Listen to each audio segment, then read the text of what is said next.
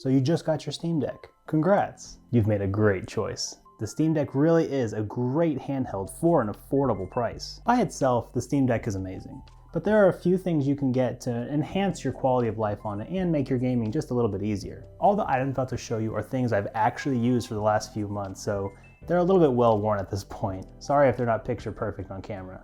I'll have a detailed list of everything down in the description so you can get your hands on these things. I'm going to assume you're like me and so you wanted a great deal, so you got the $399 version of the Steam Deck, the cheapest variant, which is a great value, absolutely great value, but it only comes with 64 gigs of storage. That's nothing, man. So replacing the internal SSD in your Steam Deck should be the first thing you do when you get the cheapest variant. Luckily, finding and replacing the internal storage with something like this 256 gig Western Digital SSD is very quick and easy. You don't have to be tech savvy to do it. Just grab a small screwdriver and follow the iFixit guide. I'll link it in the description. And sure, the 256 gig SSD is way bigger than 64, but it's still not a crazy amount of storage. I don't really recommend going over that 256 anyway though, because the prices start going up like crazy once you hit that amount. Instead, I recommend buying a large capacity microSD card to supplement that storage. This 1TB SanDisk microSD card has literally 300,000 reviews on Amazon and is a good price for the performance. I personally bought this 512 gig Samsung variant that is well priced and enough space for me. I mostly fill it with ROMs and indie games. And don't let other content creators try to convince you to buy a very expensive, fancy, higher caliber microSD card, as they won't really increase your performance on games in any negligible way. Once you decide the storage size that you want for your microSD card that's within your budget, just pick a reputable brand you recognize like Samsung or SanDisk, even Kingston. There are a lot of garbage microSD cards on Amazon, so you want to stay clear of any brands that you don't recognize or have bad reviews. I really only recommend a 1TB microSD card at this point, just so you don't have to worry about any storage issues in the future. If you only play 1 or 2 games on the Steam Deck, you don't really need to have the expansion at this point. You can just save it for down the line if you ever do end up having lots of games to save. Speaking of storage, moving files from another computer to the Steam Deck is kind of a pain in the butt. Sure, you can SSH into your Steam Deck and use the network to move things over, but for me, I just want a direct and easy way to get ROMs from my PC onto my deck. But the Steam Deck only has a USB-C slot, and my computer only has a USB-A slot. So to fix that, I got this 128 gig SanDisk USB-C and USB-A flash drive. With just the flip of a switch, you can use the same flash drive to plug into the Steam Deck directly into the front of your computer or laptop. I use this to direct move files, ROMs, and mods, and it makes it so much easier. This thing is amazing outside of Steam Decks as well, so it can fit comfortably into anyone's everyday carry. Considering it has the past and future all in one form factor, it's perfect for everyone. Valve finally released the Steam Deck dock, and while it is late, it is still pretty awesome, but it's also very pricey. If you just want an all-in-one system, the JSOX is the golden boy of USB-C hub and stand combos.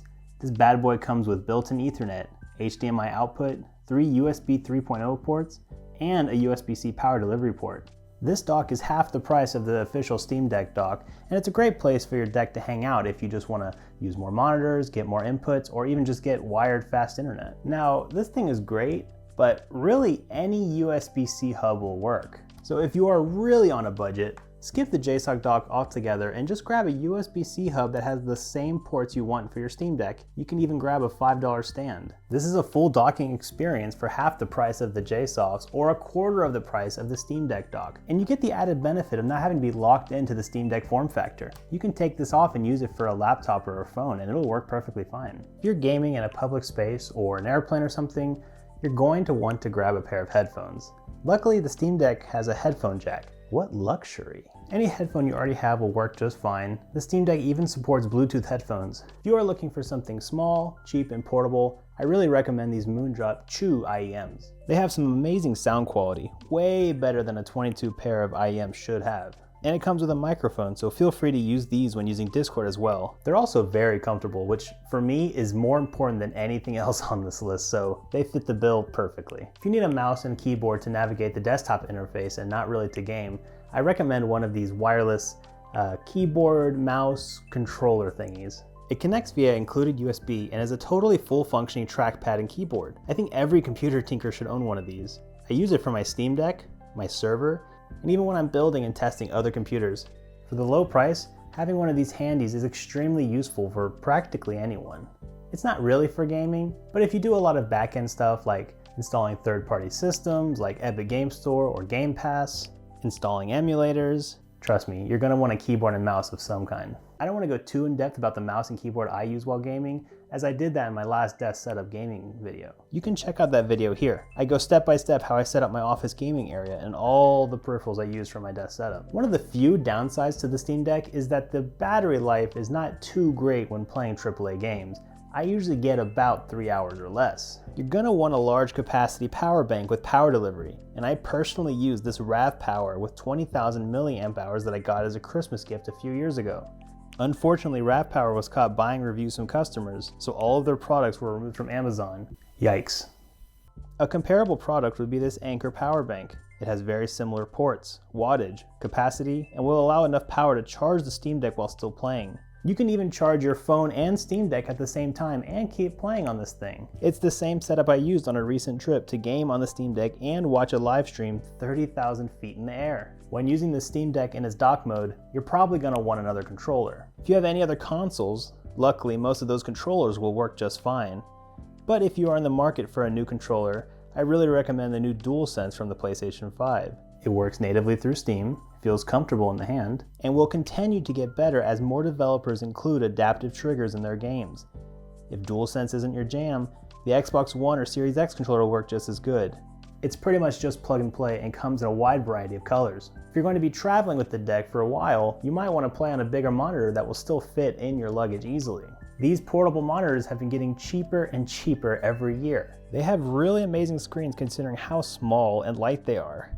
I got a U-Perfect 15.6 inch 1080p one because it has beautiful visuals and a very easy stand.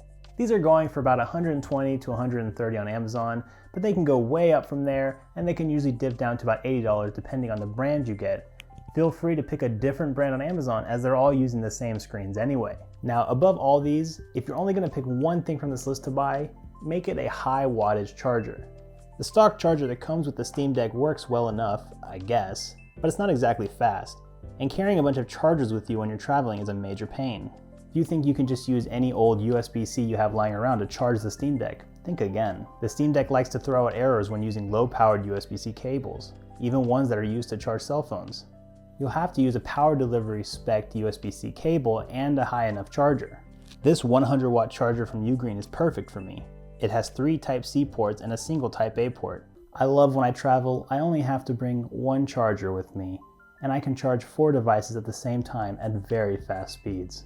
Seriously, if you're only going to buy one thing from this entire list, I really do recommend a high wattage charger. The Steam Deck really is an amazing console and will become even easier to use with any of these items in your arsenal. I took on a challenge of replacing my desktop gaming PC and used my Steam Deck exclusively for an entire week in this video right here. Check it out and subscribe. It was an interesting experience.